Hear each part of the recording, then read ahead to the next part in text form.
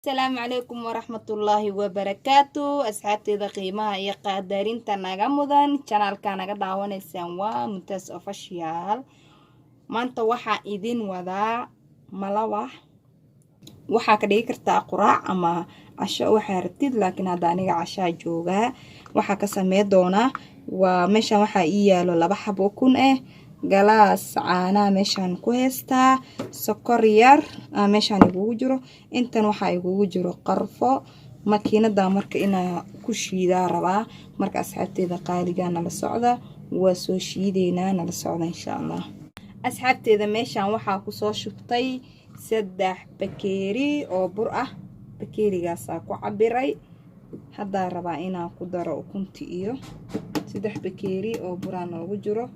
waxaa rabtida ka samaysan kartaa 4 bakeeri iyo 3 bakeeri adiga waxaa rabtid, laakiin aniga caawa waxaa sameey doonaa 3 bakeeri oo bur ah.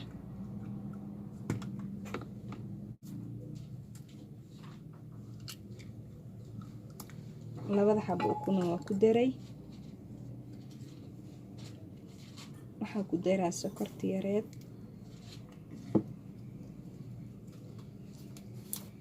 waxaa ku daraa wax yar oo heel ah, heel yar oo shiidan.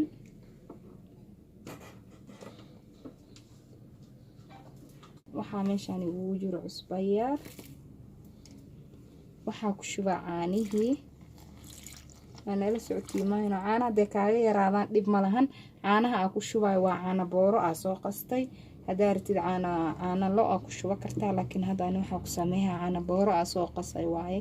marka de kaaga yaraadaan dhib ma lahan, caanaha u badsan kartid. marka asxaabta waa shideena, nala socda.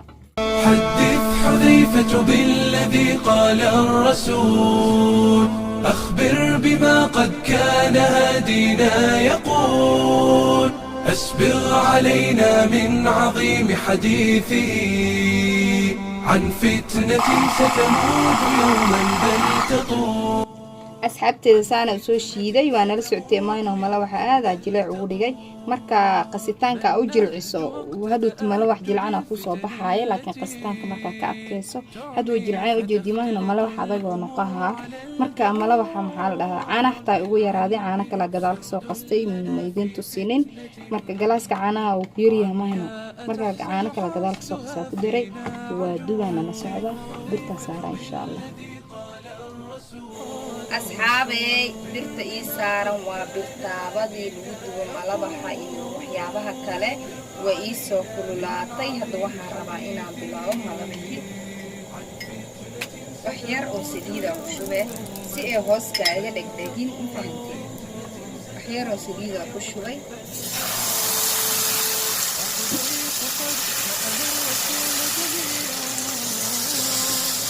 wax yar uu wareejiyeen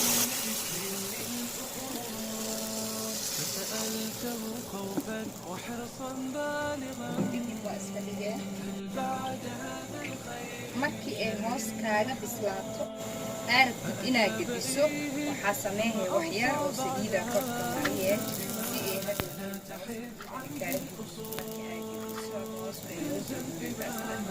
inay bislaato ama lahayn.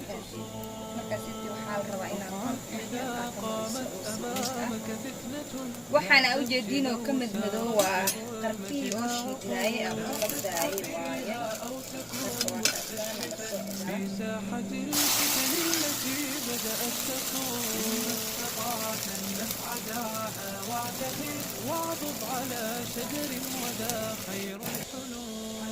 asxaabay hadda marka waxaa rabaa inaad ka fiiriyo hoostee noqotay. hoostee noqotaa ka fiiriyeena maasha Allah. saasay usoo gudbitay oo ujeedimahuna maasha Allah laba dhinac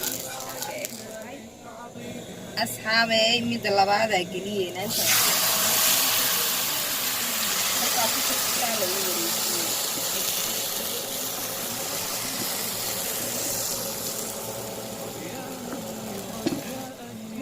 markaa ku shubtaana warwareejiye. hadaa rabtid birta canjeero tugi kartaa, laakiin birta canjeero way dhib badan tahay. midaanaa ka fudud dhexdaa ku shube waa ku warwareejiyeenay bis maasha Allah. markii aad isdhahdo hoos way ka bislaatay, kor waxaa lagaa rabaa inaad mariso saliid yar. waayo iyadoo gedisan saliid si fiican u kala gaargaarayso laakiin markay saane kuu tahay meel kastaa ka mariya saliida kadib qaandada soo qaadahe waa ku gediye intaasi saas ayeele